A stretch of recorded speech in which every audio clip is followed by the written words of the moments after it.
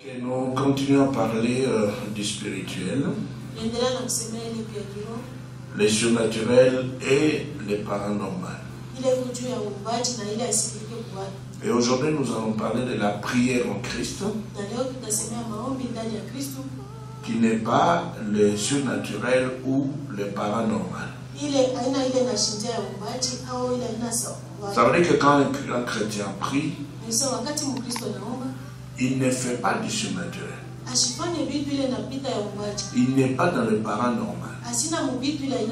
Il est en Christ. Il prie par Christ. Il est esclave de la volonté de Christ. Et tout ce qui peut se faire ne pourra s'accomplir que par Christ. Parce que dans le spirituel chrétien, c'est la volonté de Dieu qui prime par Christ. L'homme ne fait pas sa volonté, mais il fait la volonté de Dieu. C'est pourquoi dans Matthieu chapitre 6, quand les disciples voulaient connaître comment prier, ils voulaient recevoir la leçon sur la prière de la part de Christ. Eh bien, Christ a donné cette leçon clairement. Et dans le chapitre 6 de Matthieu au verset 10, nous pouvons même commencer par le verset 9. Jésus dit, voici donc comment vous devez prier. Notre Père qui est aux cieux, que ton nom soit sanctifié. Alors ici, le Christ ne montre pas à ses disciples comment se projeter dans les surnaturels. Et même si dans la prière on s'adresse à un Dieu qui est esprit qu'on ne peut pas voir avec les yeux de la chair, eh bien on croit dans le fait que c'est un Dieu qui écoute la prière des hommes sur la terre. Mais il n'est pas question ici de pouvoir se projeter dans les surnaturels ou dans le paranormal. Alors verset 10, Christ dit que ton règne vienne, que ta volonté soit faite sur la terre comme au ciel. Alors pourquoi est-ce qu'il dit que ta volonté soit faite sur la terre comme au ciel? C'est parce que celui qui prie est sur la terre. Celui qui prie, même si spirituellement il est représenté dans les lieux célestes, il est corporellement sur la terre. Maintenant, Christ veut que par la prière, la volonté de Dieu qui s'accomplit dans les lieux célestes puisse aussi s'accomplir sur la terre dans la vie de chaque disciple.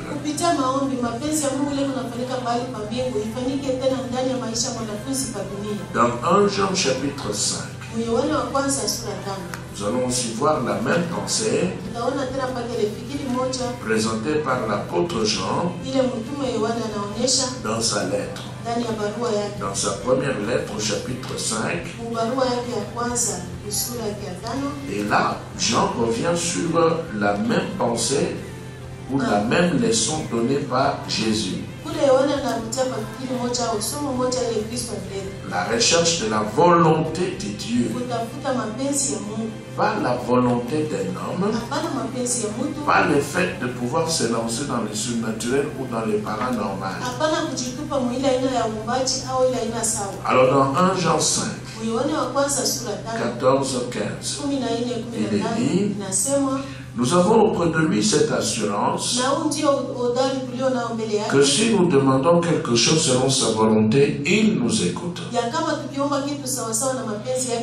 Et si nous savons qu'il nous écoute, quelque chose que nous demandions, nous savons que nous possédons la chose que nous lui avons demandée. Alors voyez au verset 14, la pensée qui avait été enseignée par Christ en rapport avec la volonté de Dieu revient ici. Et Jean dit, dans ce qui concerne l'efficacité de la prière, il dit, nous avons auprès de lui cette assurance que si nous demandons quelque chose selon sa volonté, il nous écoute. C'est la leçon de Jésus. Que ta volonté soit faite sur la terre comme au ciel. Il n'est pas question de se projeter dans les surnaturels. Il n'est pas question de pouvoir se protéger dans le paranormal. Mais c'est prier en Christ Jésus. Il s'est resté dans la volonté de Dieu. Ce n'est pas sorti de la volonté de Dieu pour une autre volonté. Les spirituels chrétiens, c'est un spirituel qui est dominé ou enveloppé par la volonté de Dieu. Quiconque abandonne la volonté de Dieu n'aura plus avec lui les dieux créateurs. Dans Ésaïe chapitre 55, au verset 8 et 10, nous voyons la même recommandation qui avait déjà été annoncée avant l'arrivée de Christ sur la terre par le prophète Ésaïe. Alors Ésaïe dit ceci, verset 8, chapitre 55. Car mes pensées ne sont pas vos pensées, et vos voix ne sont pas mes voix, dit l'Éternel. Autant les cieux sont élevés au-dessus de la terre, autant mes voix sont élevées au-dessus de vos voix, et mes pensées au-dessus de vos pensées. Comme la pluie et la neige descendent des cieux, et n'y retournent pas sans avoir arrosé, fécondé la terre, et fait germer les plantes, sans avoir donné de la semence au semeur, et du pain à celui qui mange, ainsi en est-il de ma parole, sort de ma bouche, elle ne retourne point en moi sans effet, sans avoir exécuté ma volonté et accompli mes desseins. Voilà, là c'est prier en Christ dans le spirituel chrétien. Mais dans le surnaturel ou le paranormal, c'est la volonté de l'homme qui prime. Ainsi on a l'habitude d'utiliser des versets tels que Proverbe 18, verset 21. Et quand on utilise ce texte, on va faire voir que l'homme peut décider. Il décide de ce qu'il veut voir se produire dans le cadre de sa volonté, et cela se fait. Et là, c'est comme si l'homme était en train de commander Dieu. Proverbe 18, 20, 21. C'est du fruit de sa bouche que l'homme rassasie son corps. Alors on dit voilà maintenant, comme c'est du fruit de sa bouche, bien l'homme doit parler pour pouvoir conditionner son petit monde. Et il devra décider, déterminer ce qu'il veut voir se produire dans sa vie. Celui qui fait cela de par lui-même n'a plus besoin de Christ. Comme il le fait de par sa propre volonté, il n'a plus rien à voir avec la volonté de Christ. Il prendra la décision de pouvoir rassasier son corps des paroles de sa bouche. Parce qu'il est dit, c'est du produit de ses lèvres qu'il se rassasie. La mort et la vie sont au pouvoir de la langue. Quiconque l'aime en mangera le fruit. Alors dans les surnaturels, on saute sur ce genre de verset pour aider l'homme à pouvoir accomplir les choses selon sa propre volonté, même si celle-ci s'oppose à la volonté de Dieu. On continue. On va utiliser des versets tels que Proverbe 23, le verset 7. Dit, l'homme, au verset 7, il est dit, car il est comme les pensées de son âme. Mange, bois, te dira-t-il, mais son cœur n'est point avec toi. Alors on va dire, l'homme est comme les pensées qui se trouvent dans son âme. Alors maintenant dans les surnaturels, dans le paranormal, on va demander à l'homme de pouvoir appliquer Philippiens 4 verset 8. D'être positif, de positiver et de décider ce qui doit arriver. Alors vous voyez qu'ici la parole de Dieu est exploitée, utilisée pour la volonté de l'homme. C'est l'homme qui devient le seul capable de pouvoir décider de son avenir. Dieu n'est plus concerné, n'a plus rien à voir. Dans le psaume 37, vous allez voir, il y a un autre verset ou deux qu'on a l'habitude d'utiliser. Psaume chapitre 37. Nous allons voir le verset 4 et 5.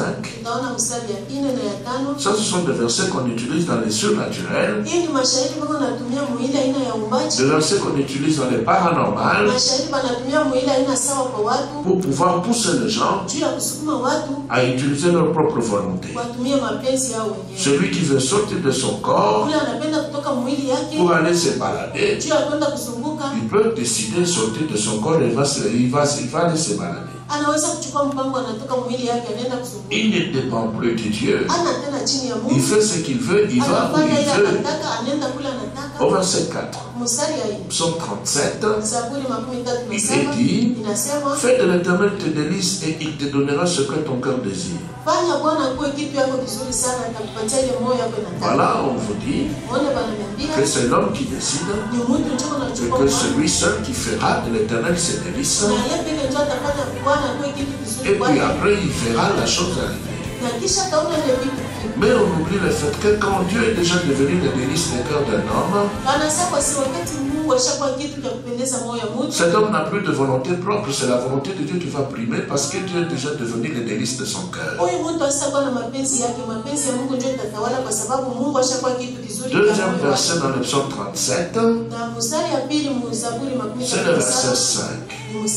Recommande ton sort à l'Éternel, mets en lui ta confiance et il agira. Et on dira, voilà, il faut recommander son sort. Il faut prendre la décision de recommander son sort à l'Éternel pour pouvoir voir des choses s'améliorer dans la vie sur la terre. Tout est fait en fonction de la vie terrestre. Tout est fait pour ce que Dieu n'a pas prévu pour l'homme sur la terre. Tout est fait pour ce que l'homme lui-même veut. Alors comme sur la terre, tout homme veut devenir multimilliardaire. Tout homme veut être en sécurité. Tout homme veut être à l'aise, vivre à l'aise. Et c'est ainsi que la prospérité matérielle va dominer. Dans Romains chapitre 4, il y a aussi un autre texte qui est souvent utilisé dans le surnaturel et le paranormal. C'est aussi un texte qui pousse les gens à pouvoir négliger la volonté de Dieu. Romains 4, Le verset 17. Il est dit, je t'ai établi père d'un grand nombre de nations. Il est notre père devant celui auquel il a cru. Dieu qui donne la vie aux morts et qui appelle des choses qui ne sont pas comme si elles étaient. C'est terminé. Et on dit, comme Dieu appelle des choses qui ne sont pas comme si elles étaient, on n'a plus rien à voir avec sa volonté. Maintenant, nous décidons nous-mêmes. Et bien, nous commençons à appeler les choses qui ne sont pas comme si elles étaient. Et bien, on va négliger la volonté de Dieu. On va privilégier ce qu'on aime et ce qu'on cherche.